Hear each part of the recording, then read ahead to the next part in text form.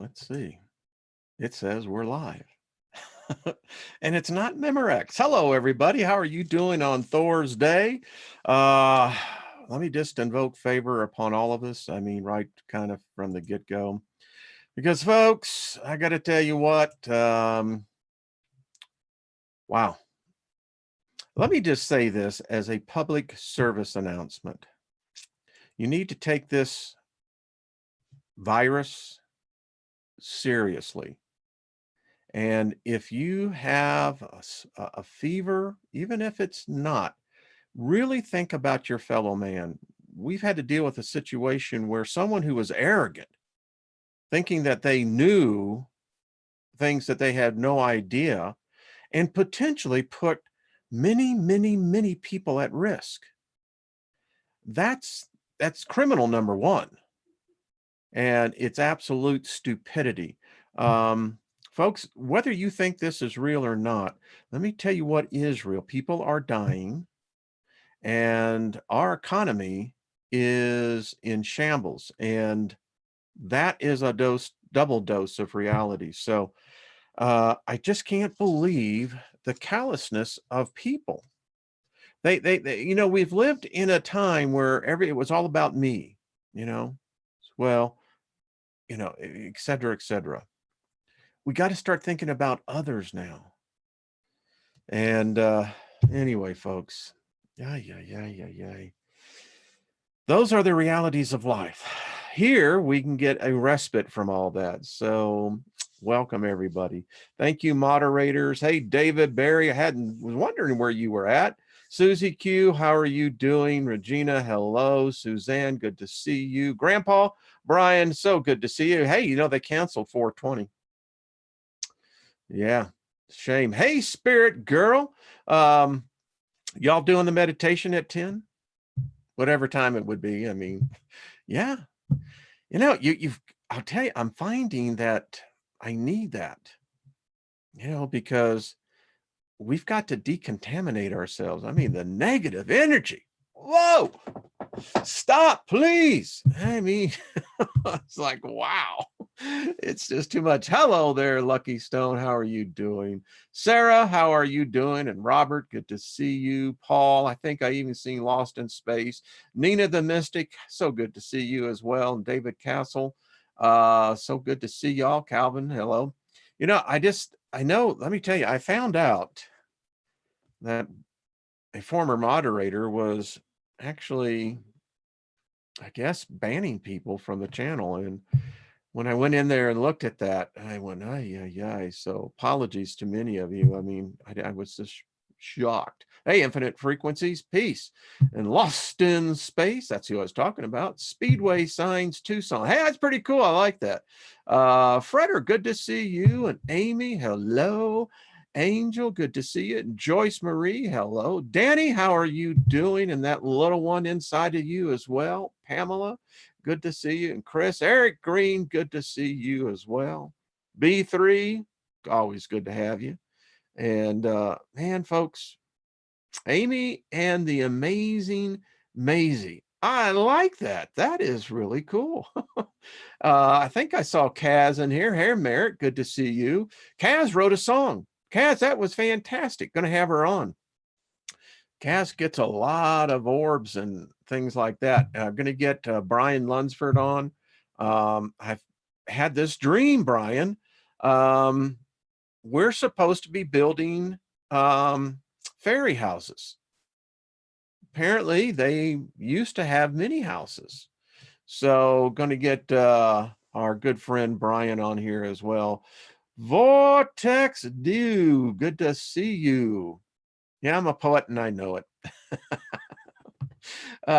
So good to see everybody. I want to put a smile on all of our faces because, ay. So tonight on the Steiger Perspective, artistfirst.com, 10 p.m. Eastern, 8 p.m. Mountain, tune in. I may have probably violated, I don't think I violated, I may have caused a treaty or foreign relations to become a real problem because I'm going to name exactly the responsible parties for what is hitting us. And just to let you know, I've already written it out. And wow, folks, tune in. Um, there we can talk about things that here would not be acceptable. Hey, how do you like my shirt? This is my perception shirt. How we perceive people and things would surprise us if we step back and really seeing how we perceive. Uh, you know, it's bizarre world. It's getting more surreal all the time.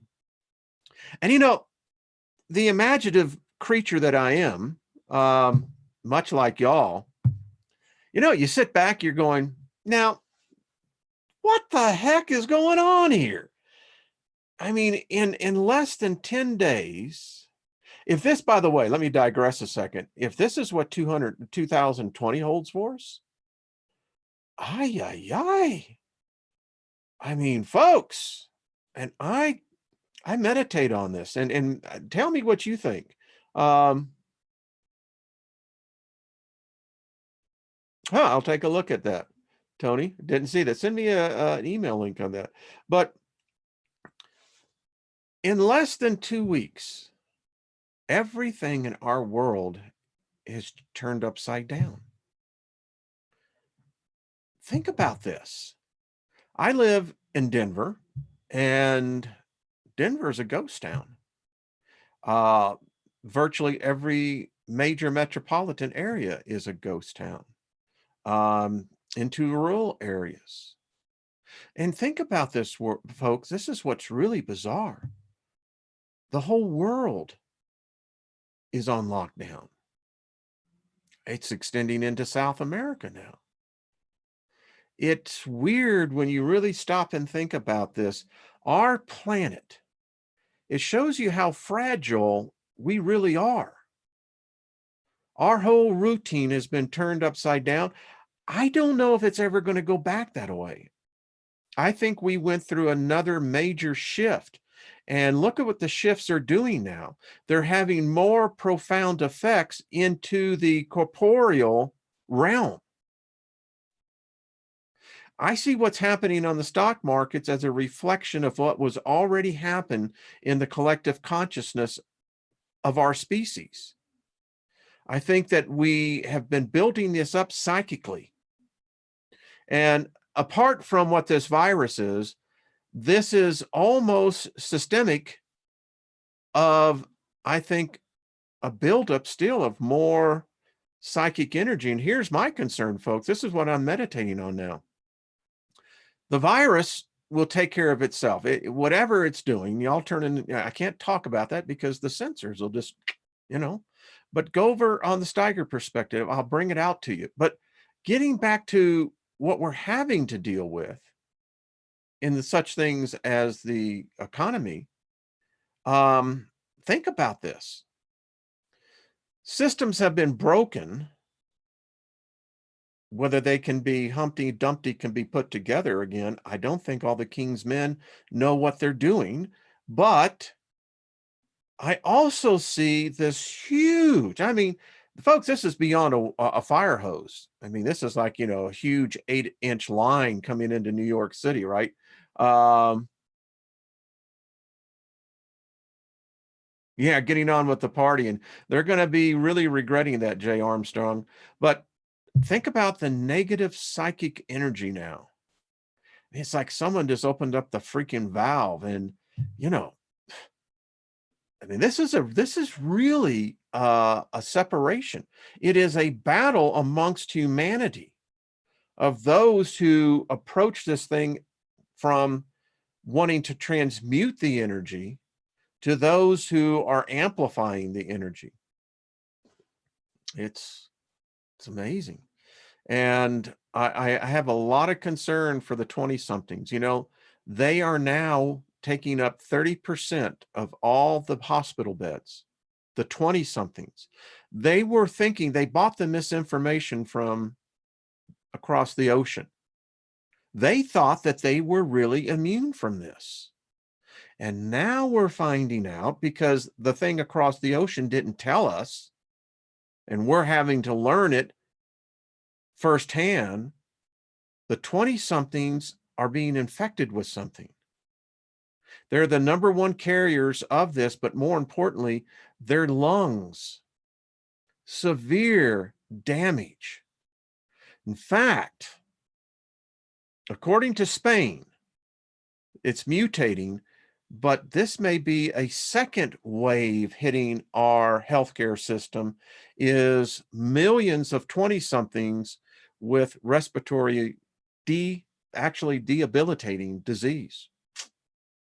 Folks, we got to do the transmutation. I think I saw Tao in here, actually taking from space, the molecules, everything around us, and transmuting that into physical matter, be it food, be it water,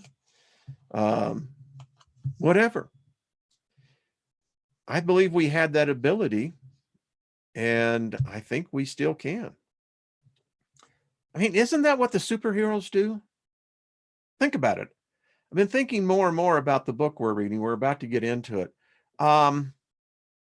Every superhero that we create, even in our gods, many different gods, many different religions, many different beliefs, but all of them can transmute matter.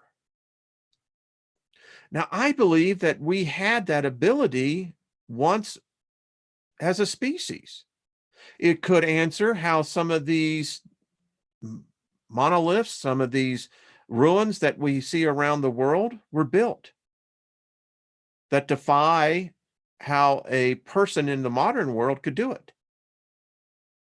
If we take out the alien theory part of it and look at this as a species, it's very well possible that our ancestors were able to literally transmute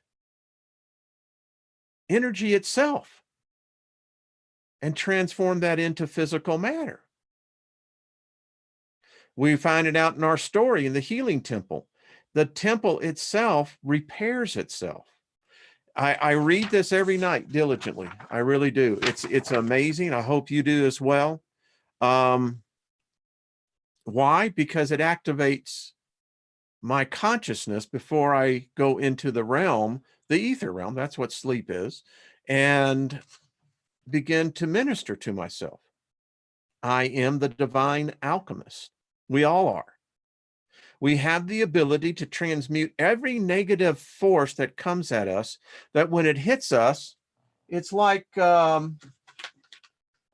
this. This is a life straw. You can use this and you can drink literally out of water that would kill another person. We can transmute energy the same way. We can literally suck it up through how it's coming to us and so filter it out that when it hits us, it's pristine. And it feeds us, it encourages us, it edifies us, lifts us up. And that's what we're talking about. And that's what we've got. There's enough fear out there that, if you're addicted to fear, I mean, my goodness, you are in the winner's circle, huh? Yeah. So, yes, Chris, you are absolutely right. The turn of the millennium, babies, they're now the teenagers, 18, 19, 20, 21, 22. They're living, boy, this is going to change them forever. I was reading, and just not to digress, but all right, since we're already there, let's digress. They may have the most difficult time. I mean, I'm not going to use any derogatory term because I think it's ridiculous. They're human beings, young human beings, and their reality is, think about it. Those who are not awake, these shifts, these waves that are coming through that many of us are sensing, empaths, initiates, are the ones that are sensing this, and it moves through all of us. And I'm going to get Steve Zerlach back on. I mean, and any of you that, gifted in astrology and what have you, let's get you on. I mean, we've got to begin to understand that for many, I watched one particular person, they had it down. They knew that this was coming. And I don't know, I've listened to several of them now. They said something even bigger is coming. I got no freaking idea what that is. Don't really think I want to think about it, but I am taking that if something's really big, it's going to be my birthday present. I mean, whatever it is. I'm not going to take it that it's, somehow this negativity. You see what I just did? I touched my face. I'm trying to break that. We all touch our face over 2,000 times a day. Got to stop that. But I am preparing myself that when that energy comes, because it's coming, apparently. I mean, the stars are telling us, the planets are telling us, the celestial demigods are telling us. They're giving us the advance warning. Hey, Earth, there's something, it's like, all right, I got you, man, I got you. So we're gonna continue. And isn't it great if I would stop talking and actually get into the reading, that we can read about a story about a group of people who live a life that we all can live. I mean, that's how I look at it. So Chelsea Rose says, we've all been prepared for that. I think so, Chelsea. I really do. I really do believe that, for many of us, how many of you are experiencing more deja vu? It's getting so bad now where I told my wife, I said, hon, and I'll tell her, I said, we have lived this exact moment. And I don't know about you, but the tactile sensor, that's where you can actually touch it. It's like you can almost physically feel it. But that's maybe just me. Let's see. Ah, that's a good idea. You know what? Someone's talking about putting lotion that stinks, Another one would probably put hot sauce, Could you imagine having your fingers in hot sauce and then rubbing your nose? Dare I say your eye? Yeah, I'll break you of it. Someone is saying, lost if the internet goes down, we love each other. Yeah, we do. We all really ought to exchange, text messages and emails just in case, Maybe I should have not let those pigeons go. All right, let me get into this, I could have another whole half hour just having fun with y'all. It'd be fun. So where we left our story, they are trying to get across the river and they're having to go up in some terrible, god-awful terrain. And they have seen that there are other people who literally can walk on water. Now they're going to this village that has this healing temple. And so we're here and Emil's with them. And so now this is July 4th, red, white, and blue. God, we love you. That's kind of thing that they go here.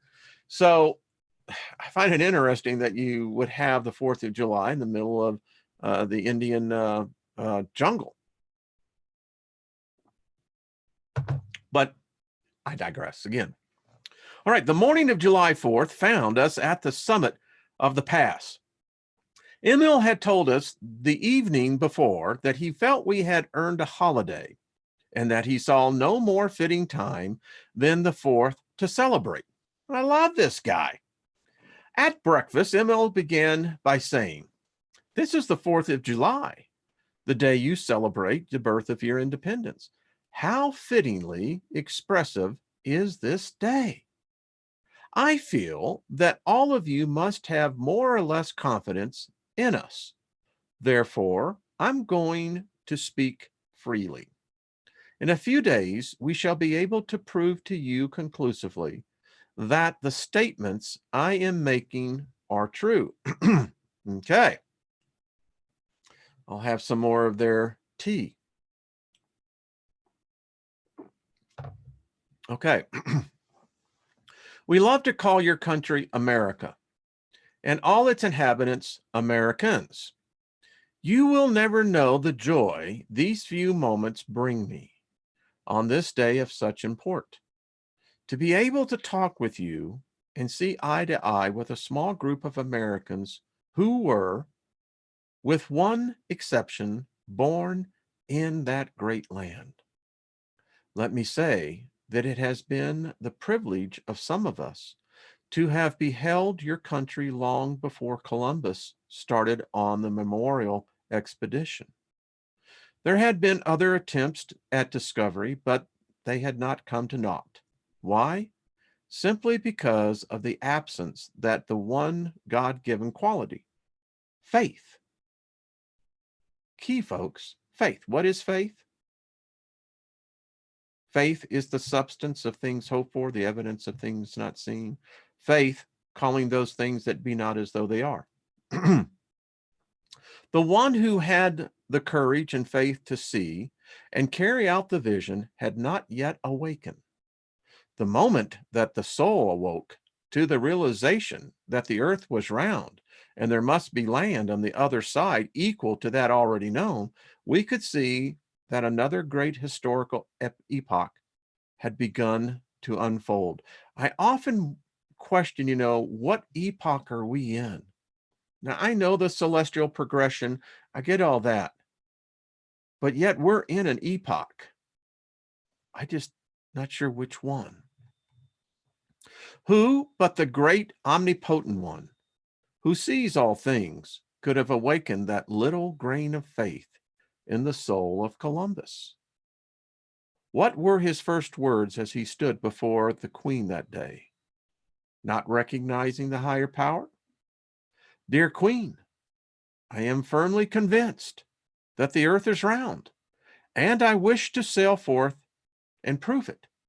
I do not know whether you recognize it, but those words were God inspired, and Columbus was recognized as one who had the determination to carry out what he undertook.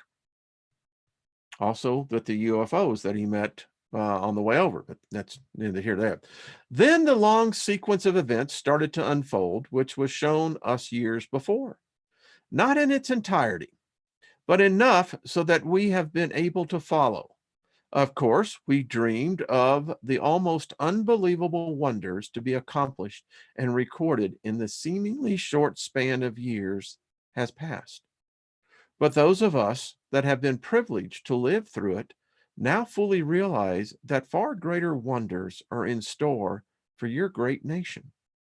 We feel that the time has come for your nation to awake to its true spiritual importance, and we wish to do all we can to help you to this realization. Wow. Now, this is 1884, right around there. Look what America did in the 20th century. I mean, remarkable. But anyway, it appears that their interest in us was prompted by their great desire to have America accept the Christ consciousness, important, and realize her possibilities. They know that her inception was truly spiritual, and through that fact, she is destined to be a leader in the spiritual development of the world. Wow. Let us let that sink in. Chapter 11. After the meal was finished, we were sitting around the table. One of our party asked how the room was warmed. Emil said, "The warmth that you feel in this room comes from a force that we are all able to connect and use." Hello, Tesla. This force or power is higher than any of your mechanical force or power, but can be contacted by man and used as light, heat, and power, even to the driving of all mechanical appliances. All right, let's just stop right there. They've ripped us off, man. Hey, there's free electricity, free power. Oh, folks, we got to learn and master this. I continue. It is what we call a universal force. If you were to contact and use this force, you would call it a perpetual motion. We call it universal power, God power, supplied by the Father to work for all his children. It will turn and move every mechanical device, furnish transportation without the consumption of fuel in any way, and will also furnish light and heat. It is everywhere present without money or price and can be contacted and used by all.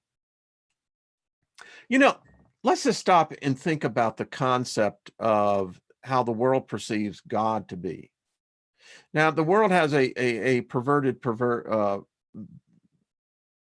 image of what God has been, and that's not what the true God is. What I like about this, whether they use the term father, mother, it doesn't matter to me. It's the universal all. That in its creation, why would it not provide everything its creation would need? I look at the plant life, and it seems that the universal all made abundant provision for that kingdom. I see the animal kingdom and their remarkable ability to adapt to their environment that they've been given. Now, there's exceptions to everything, of course, but yeah.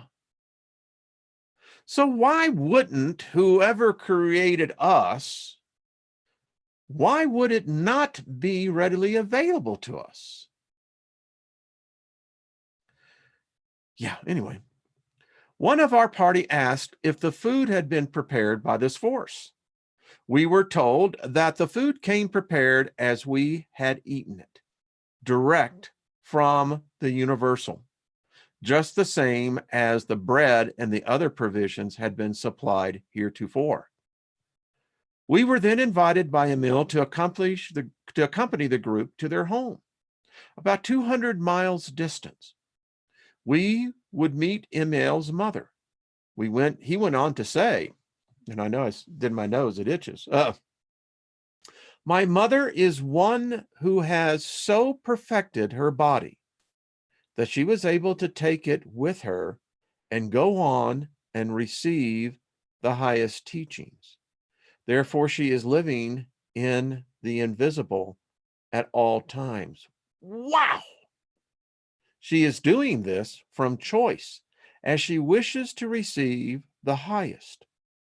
And by receiving the highest teaching, she is able to greatly assist us. In order to make this clear to you, I might say that she has gone on until she has reached the celestial realm, as you would call it, the place where Jesus is. This place is sometimes called the seventh heaven. To you, I suppose this suggests the mystery of mysteries. Let me say that there is no mystery about it at all. It is a place in consciousness where every mystery is revealed. Those who have reached that state of consciousness are outside the mortal vision, but they can return and converse and teach those who are receptive.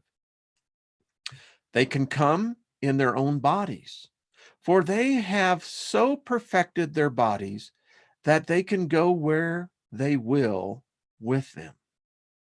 They are able to return to earth without reincarnation. Those who have passed through death are obliged to be reincarnated in order to return to earth with a body. This body was given to us as a spiritual, perfect body, and we must so see this and keep the body in order to retain it. Those who have left the body and have gone on in spirit now realize that they must again take up a body and go on and perfect it. Wow.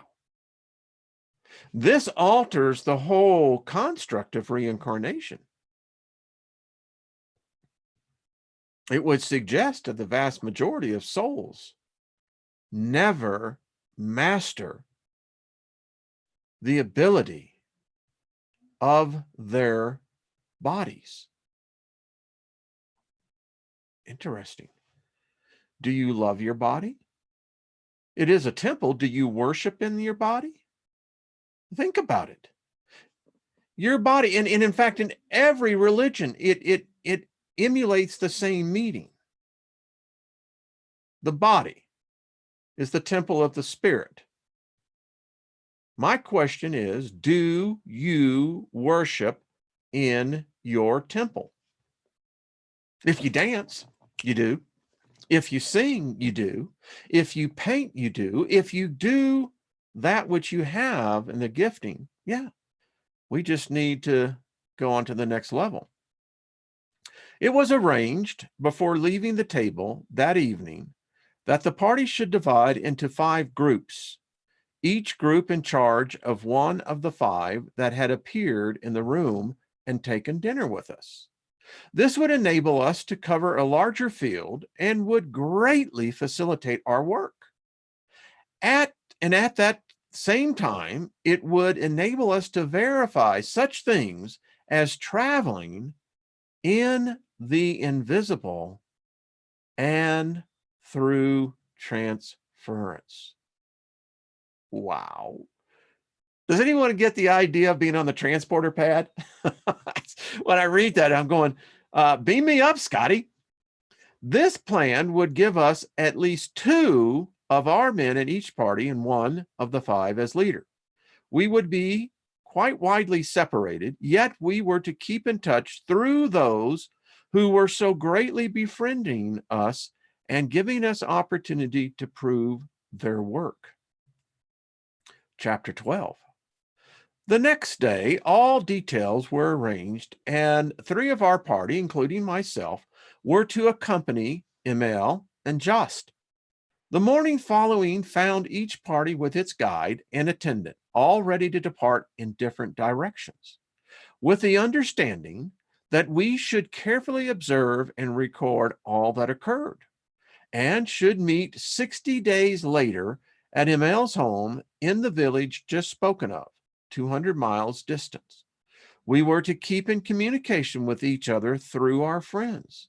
This was accomplished each evening by these friends conversing with each other or traveling back and forth from party to party. If we wished to communicate with our chief or with any other member of our party, all we needed to do was to give our message to our friends, and in an incredibly short time, we would have the answer.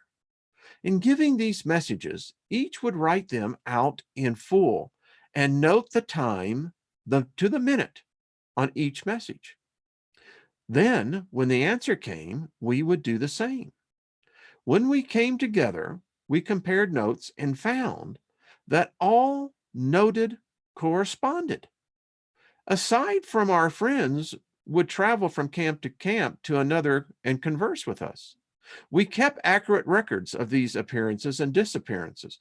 Also, we noted the time, the place, and the conversation, and all checked fully when we compared notes later. At times after this, we were widely separated. One party would be in Persia, one in China, one in Tibet, one in Mongolia, and one in India, always accompanied by our friends. At times, we traveled in the invisible, as we called it, distances as great as 1,000 miles, and kept us informed as to the happenings in progress in each camp. The destination of the party to which I was assigned proved to be a small village to the southwest, located on an elevated plateau well up on the foothills of the Himalayas, and about 80 miles from our starting point. We did not take any provisions for the trip, but we were amply provided for at all times and had very comfortable quarters. We arrived at our destination early in the afternoon of the 5th day. Were greeted by a delegation of villagers and shown to comfortable quarters. We noted that the villagers treated Emil and Jest with the utmost reverence. We were told that Emil had never visited the village, but that Jest had been there before. The occasion of his first visit was in response to a call for help to rescue 3 villagers from the fierce snowmen that inhabited some of the wildest parts of the Himalayas. Time out. Yeti? Bigfoot? This is a little shocker, isn't it? I mean, of all places to kind of get a third-party verification that, yeah, these creatures do live. Huh? Josh Gates, won't ever doubt you. All right. This present visit was in response to a similar call and also to minister to the sick who could not leave the village. These so-called snowmen are outcasts and renegades who have lived in the snow and the ice regions in the mountains until they have developed a tribe that is able to live in the mountains' fastness without contact with any form of civilization. Though not numerous, they are very fierce and warlike, and at times capture and torture those who are unfortunate enough to fall into their hands. It proved that 4 of the villagers had been captured by these wild snowmen. The villagers, being at their wits' end to know what to do, had sent out a messenger to get in touch with Jast, and he had come to the rescue, bringing Emil and us along. Of course, we were all excited, thinking we were to get sight of these wild people whom we had heard of but supposed did not exist. We at first believed that a rescue party would be organized and we would all be allowed to join, but these hopes were shattered when Emil announced that he and Jest would go alone and that they would go immediately. In a few moments, they disappeared and did not return until the second evening with the 4 captives, who told wild tales of their adventures and of the strange people that had captured them. It seems that these strange snow people go entirely naked, that their bodies have become covered with hair like that of a wild animal, and that they can withstand the intense cold of the mountain altitudes. They are said to move over the ground very swiftly. In fact, it is claimed that they are able to pursue and capture the wild animals that live in the region that they inhabit. These wild people call the masters the men from the sun. And when the masters go among them for the prisoners, they do not resist. We were also told that the masters had made a number of attempts to reach these wild people, but these attempts had come to naught because of the fear in with these people which these people held. It is said that if the masters do go among them, the snowmen will not eat or sleep, but stay in the open day and night. So great is their fear. These people have lost all contact with civilization, even forgetting that they had ever contacted other races or that they are descendants from them. So far have they separated themselves from others. I'll never think of Yeti in the same term. It's an interesting thought, though, isn't it? That they have metamorphosized into what they are now. Kind of goes back to Nebuchadnezzar's, if you remember King Og, that Nebuchadnezzar morphed into a Nephilim. So interesting. Isn't this better than fretting about something that, the rest of the world's going nuts on? I so enjoy it.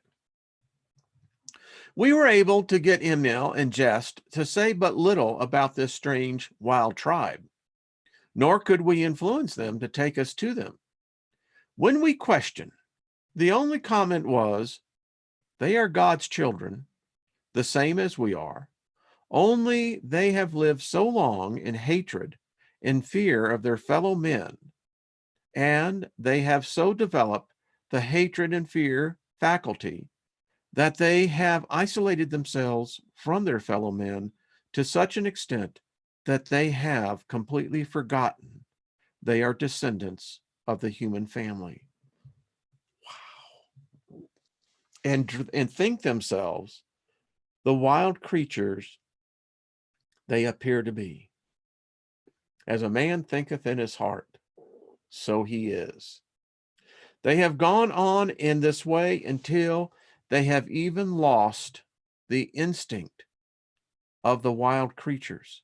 For the wild creatures know by instinct when a human being loves it, when being loved loves it, and will respond to that love. All we can say is that man brings forth that which he gazes upon and separates himself from God and man.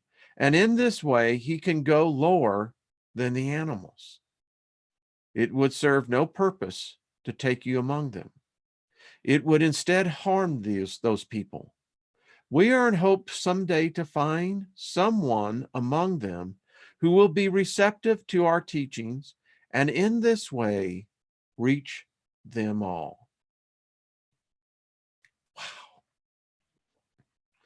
All you got to say is far out. Chapter 13. We prepared to return to the village where we had left my associates. I found that ML and Jest wished to go to another small village located in the valley about 30 miles from where our trail left the village trail. I suggested that they go and I accompany them. We camped that night at the sheepherder's lodge and were up and started early the next morning in order to reach our destination before dark the next day. As we were walking, we were not able to use horses on the trip to the temple and so left them at the village. About 10 o'clock that morning, there came on a heavy electrical storm, and it looked as if there would be a downpour, but no rain fell. The country through which we were passing was quite heavily, thick, dry grass. The country seemed exceptionally dry. The lightning ignited the grass in a number of places, and before we knew it, we were virtually surrounded by a forest fire. In a few moments, this fire was raging like mad and closing in upon us from three sides with the swiftness of an express train.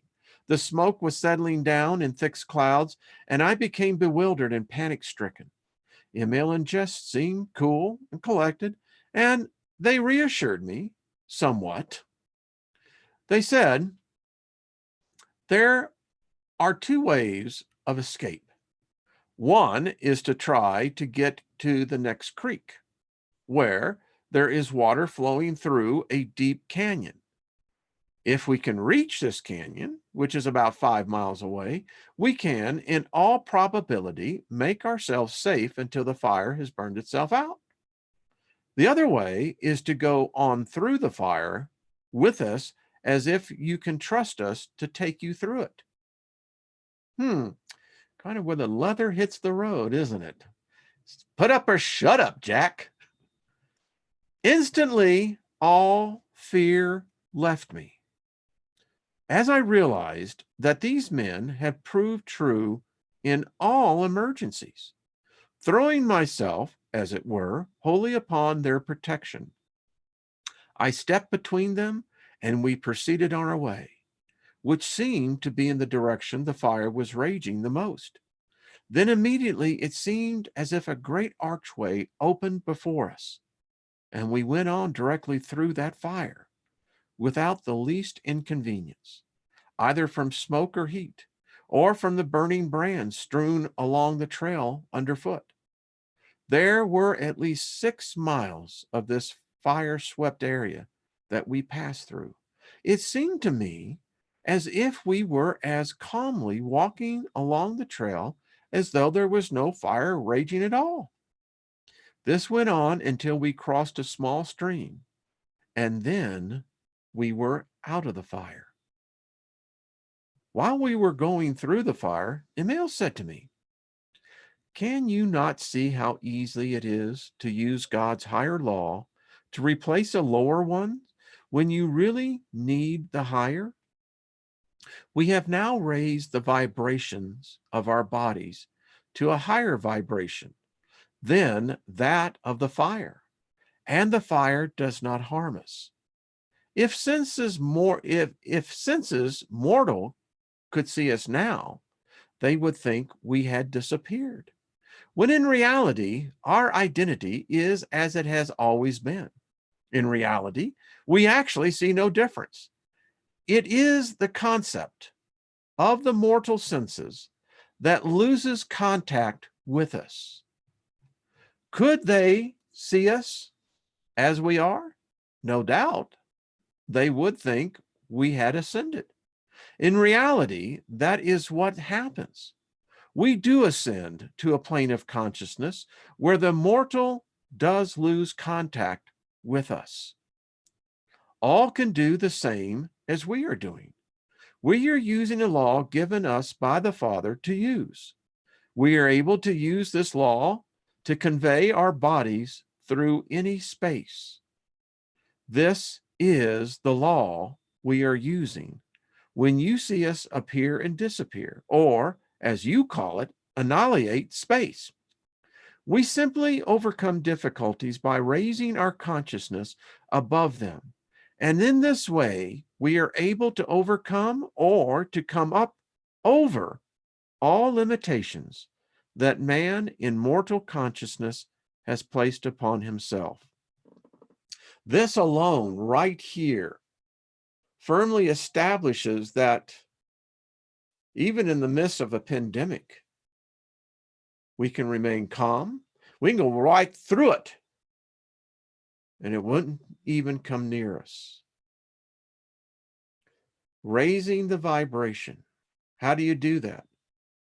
By thought. Wow, this is just far out stuff, folks. To me, it had seemed as if we were going over the ground with our feet, just touching it. When we were safe across the stream out of the fire, my first impression was that I had awakened from a deep sleep and had dreamt this. But I gradually awoke to the realization of it all, and the real meaning of it began to dawn upon my consciousness. We found a shady place on the bank of the stream, ate our lunch, and rested for an hour, then went on to the village. This is just cool, folks. Hey, we could talk about this for a long time. Wow. All right, chapter 14. We stopped in the village 3 days. During these days, a wide vista of the past unfolded before me. I could see these teachings going back in the dim past to the very beginning, whence all came forth from the one source or substance, God. I could see the different offshoots of these teachings being put forth by individuals, each individual adding his concept, each thinking it was his, revealed to him by God, or a direct revelation from God to him alone, each feeling that he had the only true message and that he was the only one to give his message to the world. In this way, the mortal concepts were mixed with that of the true revelations intended, and diversity and inharmony resulted. Then I could see that these people, the masters, standing firmly on the rock of true spirituality, perceiving that man is truly immortal, sinless, deathless, unchanging, eternal, the image and likeness of God. It seemed to me that further research must prove that those great people have preserved and handed this truth down the long ages in its unadulterated state. They do not claim to have all there is to give, nor do they ask any more to accept anything unless they can prove the words themselves and do the work the masters do. They do not claim any authority save the actual work they do. Big lesson here for all of us, folks. I mean, if you're tied to religion, you can see where all religions go off the track. They have within them the kernels of truth, but unfortunately, the shell that surrounds it is what hardens it, making it very difficult to find the true, what we would call the nut of the truth, the core. Quite a number of people from the surrounding country had congregated at the village for healing, as couriers had gone out with the tidings of the rescue of the 4 who had been captured by the snowmen.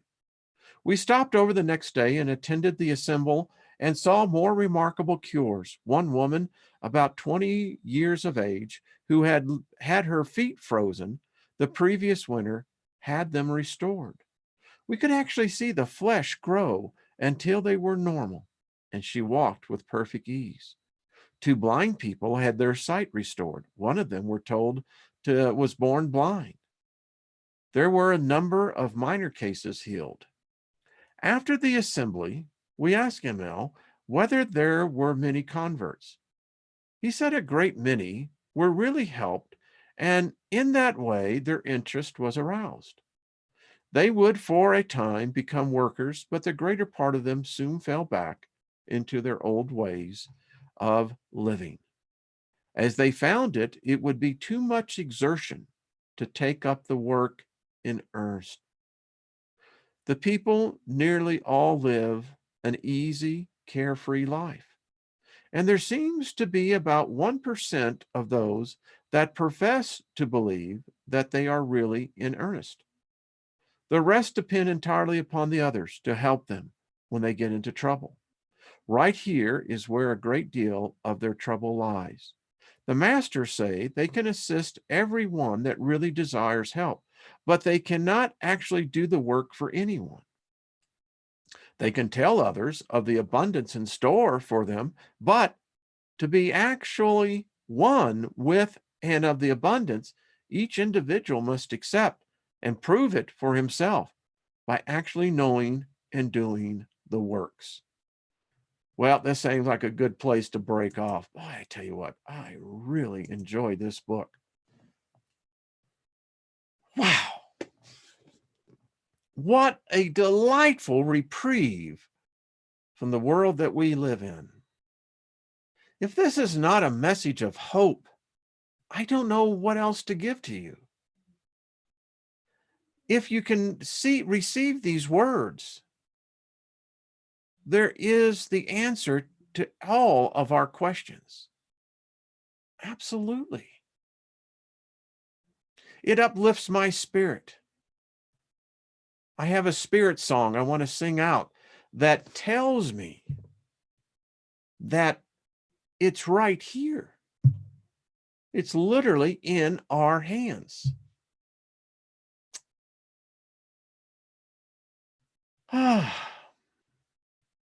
That's good news. It's not a religion, not an ideology, not a doctrine, just that everyone can do this. Wonder what humanity would be like. Thank you, Infinite Frequencies. I hope it was. I needed it too. I have to tell you, I really did. I am sitting here now in my spirit. My soul is at such peace. There is this higher vibration, but it's one that elevates us. Wow. Far out. That's all I got to say. I mean, you could almost, you can see this. I mean, it almost brings tears when I think about it. The vast majority of people, they have no idea. I always see us as the most favored because we can come together here, congregate together, whether it's virtual or not, and we can hear the words and as a group begin to apply these. Wow.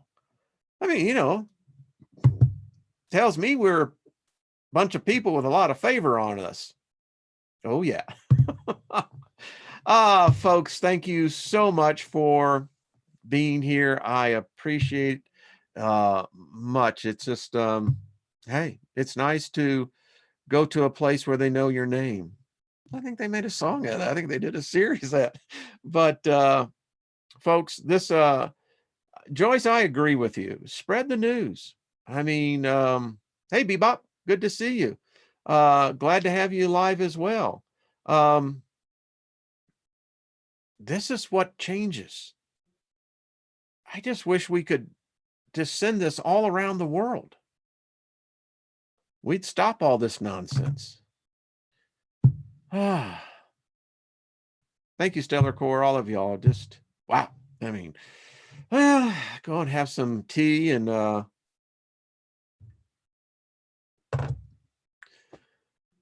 just be thankful. Spirit girl from San Francisco, mass meditation.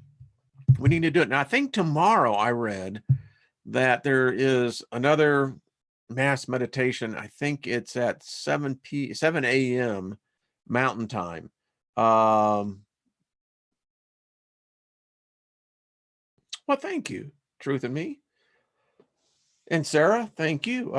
So, 7 o'clock tomorrow Mountain Time. So whatever that would be, 9 a.m. West Coast, not 9 p.m. But yeah. Deb, you're welcome, my dear. You are so welcome. And Suzanne, thank you. So far out, folks, I think we shared something more here. To me, I wrote down, and I think it's so true. What the world needs now is magic. The world is desperate to see something other than the pain that they are seeing. What a time for us to come together and show the world that magic is still alive, it's still good, and it's still powerful. What we read here today was magic. Literally will change everything. That's right, Julianne Payne. It's magic, magi-see. So far out. All right, folks, keep the spirits high. You are a source for so many other people that look at you, your loved ones, those that have you in a social circle. You are more important to them what you ever can imagine. You carry something that can become more contagious than any virus. It's hope. It's a solution. It's an answer. And I don't know what better gift you can give to any person. So think about that. See you tomorrow. And it's rock and roll, baby. We still got to dance. We still got to sing. That's all I got to say. And no matter what, they can't take that away. I think there's a song like, they can't take that away. All right. Much love, everyone. See y'all tomorrow. I'll see you tonight if you tune in. Okay. Bye. On theartistfirst.com.